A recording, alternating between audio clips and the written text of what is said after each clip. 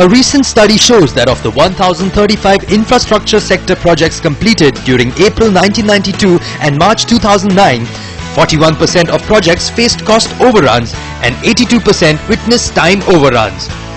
This 18-year trend continues even today, and we all know that no infrastructure projects, be it highways, metros, flyovers, dams, airports or power plants, get completed on time.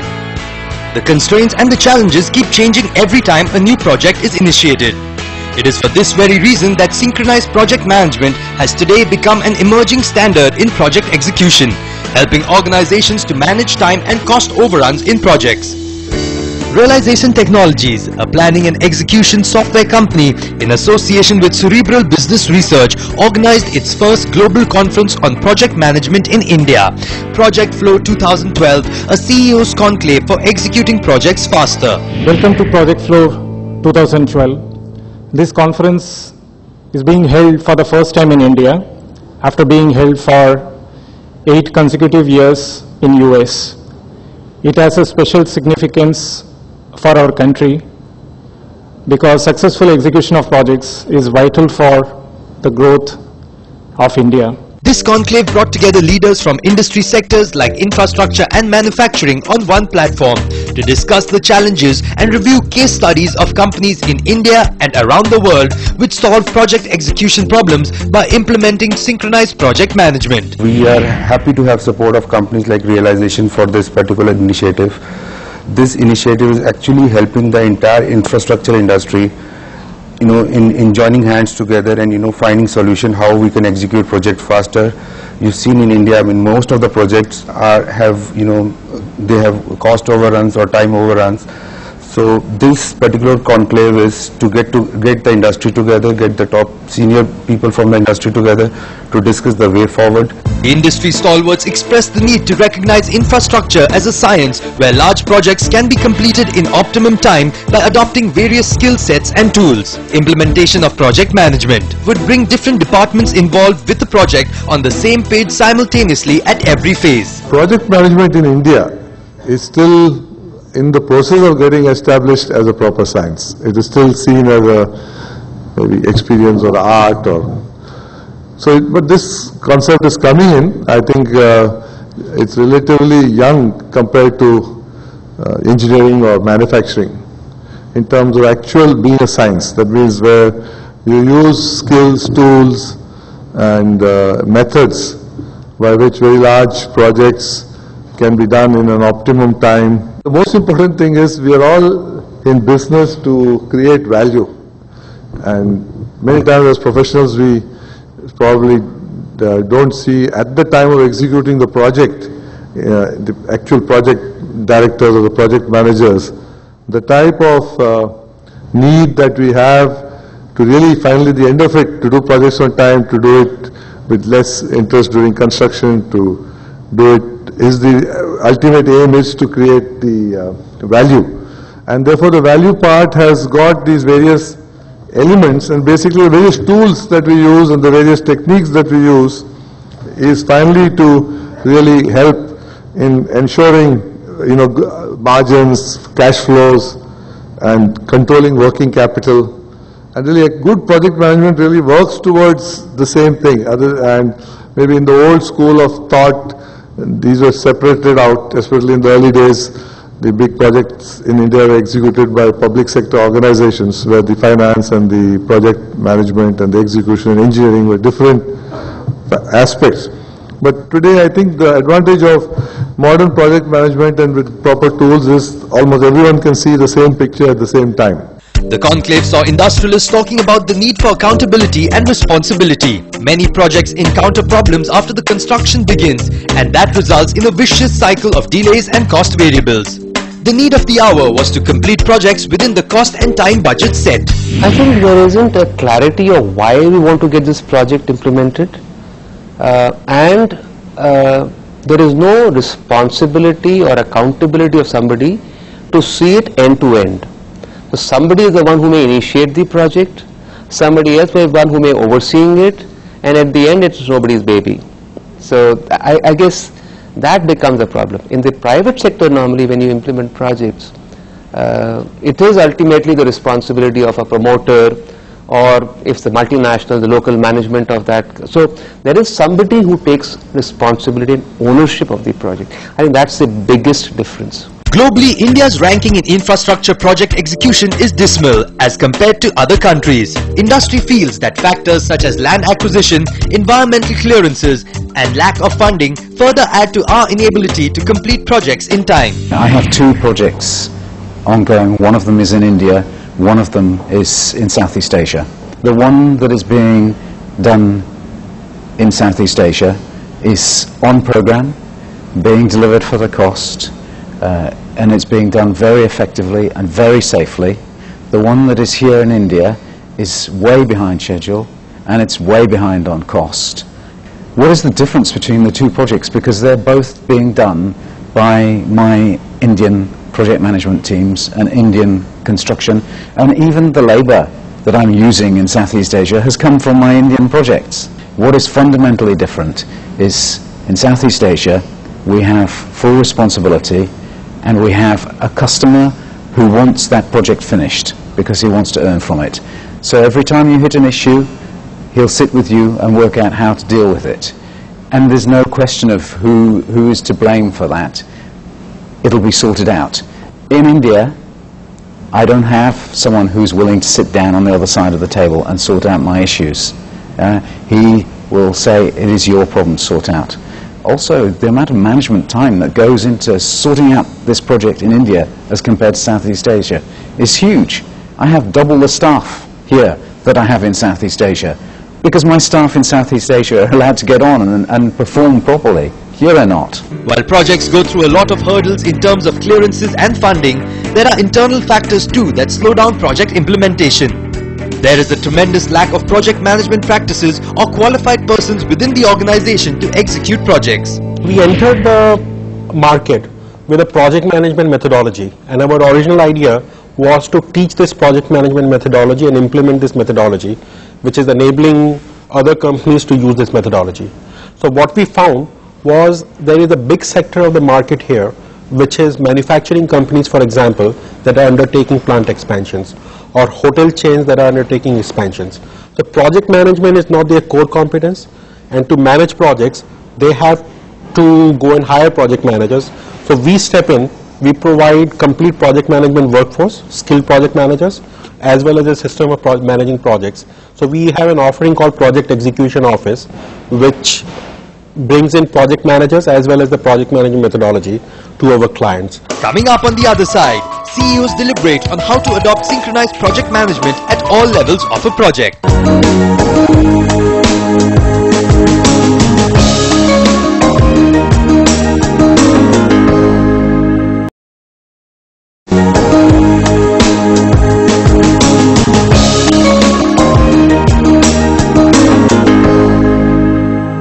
The highlight of the Project Flow 2012 was the CEO's panel discussion, which discussed and debated various challenges and issues faced in project management. So the first topic we will talk about is alignment of multiple parties. Right, so it is obvious that there are multiple parties that are involved in a project, but the business interests of these parties are not necessarily aligned with the interest of the project. So what we want to hear from the panel, and we can go one by one, is what has been your experience with LDs and incentives? What are some of the practical difficulties and real life examples you have? And have you solved the problem? If yes, how? He said, do incentives work? In our experience, it doesn't work. Because firstly, it's not enforceable. And secondly, it doesn't make the job complete faster. So in both counts, we don't see LDs as a useful tool other than as an effective deterrent. And we try to keep it only as a deterrent. In terms of practical difficulties in trying to enforce, we find that we have a two-step approach. The first step is to put a deterrent in place, which is the LDs. The second thing we do is we want to have step-in capability. Now, we realize in the market today that subcontractors or vendors don't have the full capabilities. They're all stretched for growth. And most of them are overcommitted. Because of the extended growth, either they are financially overcommitted or they are capability-wise overcommitted. So our approach to dealing with our vendors and our suppliers and our contractors is that we always have a capability to step in. Or we take a multi-vendor approach so that we have some level of risk mitigation in case one fails. And through that approach, we try to see that, if somebody fails, we are able to step in very quickly and don't let the project suffer. Because ultimately, our clients expect that we deliver. And as much as we try to take risk downstream, it is realistically not possible. We have to carry most of the risk. Careful selection of partners, sharing our vision or goal with them, helping them when they need the help. Because there is a limit to which you can take the risk down to the last person who is working on the project. There is a LD risk. I cannot keep on passing it to the last guy on the project. So we have to make everybody who is part of the project successful. And our organization has done great job in achieving that, in training not only our people, but also training the people, the employees of our subcontractors, hand-holding them, and whenever it's required, giving them financial support. One side of handling multiple parties are the contractors and the subcontractors below you. Right? How about the other side, which is the government, which is your customer many times, or the promoters? Right? How about the alignment of the promoter with the EPC? Do you find that that alignment is there, or is that often missing? Incentives in general, they sound very good, but I tend to agree with what was said over there in that what happens is, again, you face change, you face issues in the project, your ability to earn that incentive goes away. So if your customer doesn't carry on in that spirit of participation, then the incentive becomes valueless anyway. So I think really the big issue here is not the LDs, it's not the incentives, it's the customer working together with the contractor to make sure that that project is delivered in the shortest possible timescale. Are the government policies in terms of how they award these contracts, are they aligned with the interests of the projects? No, no. Pre-qualification processes need to be tightened up. I find it very difficult to understand how you can have such long lists of contractors who are put up to bid, agreed to be pre-qualified to bid for projects. When you look at the size of the project compared to their revenue, it just doesn't make sense. If you're bidding for a project that is larger than your annual revenue, then someone needs to look at that very closely, because how are you going to scale up to do that? My personal opinion here is India is going through a growth of about 8 to 9%. Okay. Not many countries see this. Okay, so to say that we are not competent to handle the project with 9% growth sometimes is very difficult to chew on. The second big opinion for me, from my personal perspective, is that while we talk about 9% growth, some of the bidding processes that we are talking are still carried over the last 20-30 years. So we are still dealing with the same dilemma of the 1980s while working in the 2012, where the schedules have now almost gone from 3 years to say 12 months. What are we doing to change this whole process? Okay, is this EPC industry by itself has any say with CII or with anyone else, where government approvals, when we go into a project, we are always in a rush to do or say that we are going in a project. We don't have the right of way in most cases. Construction always struggles to find where they can construct and where they cannot construct. And I think once you start on the wrong foot, you basically are firefighting through the whole cycle. And then we start putting blame game on each other. The end result is we as contractors suffer the LDs, because to us, LDs is a sure way of losing the money. So before we start, when we do the bidding process, in our risk management, we have considered full impact of LD. Then comes incentives. When I put my risk management and I send it to the risk management committee, the first question is whether you're going to see these incentives. So that's again a question mark. To get these incentives, there are 1,500 things for which you will never go to that point where you will get the incentives. So what I'm saying is, at the end of the day, really, is it not time for us to change the reform?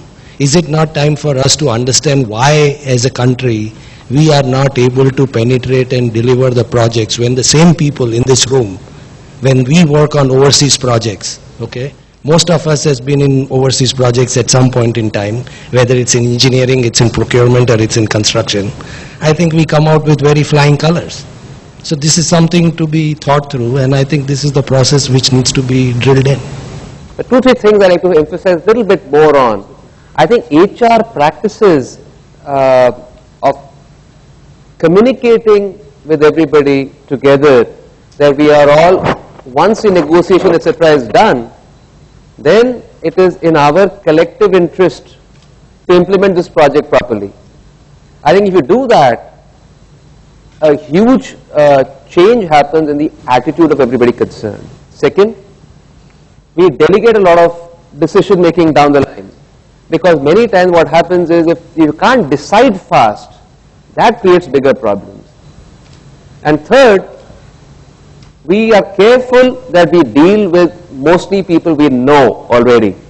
So we have experience with them, and they also know they do a good job, they have a chance in the next project. And invariably I have seen incentives, my attempt is that the contractor gets his incentive. So it's our job to help him get his incentive. LDs, I agree with most of them, don't really work. But if the contractor knows that I need money, I'll get it immediately, and you make sure there's cash flow available, in the long run, you actually end up saving money. The shortage of good project managers. Is this a real problem, or just does it have a big impact? And what are the things you have done or could do about it?